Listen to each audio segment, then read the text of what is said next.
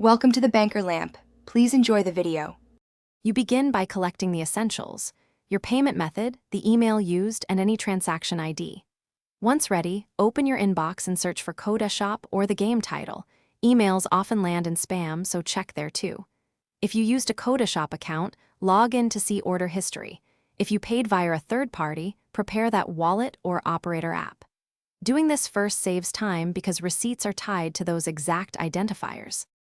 Next, you go into the Codashop orders or purchase history section and filter by date or game to shrink the list. Once filtered, scan transaction timestamps and amounts to match your payment. Open the transaction entry to reveal the receipt view. Here you'll find the receipt number, purchase item, and payment method.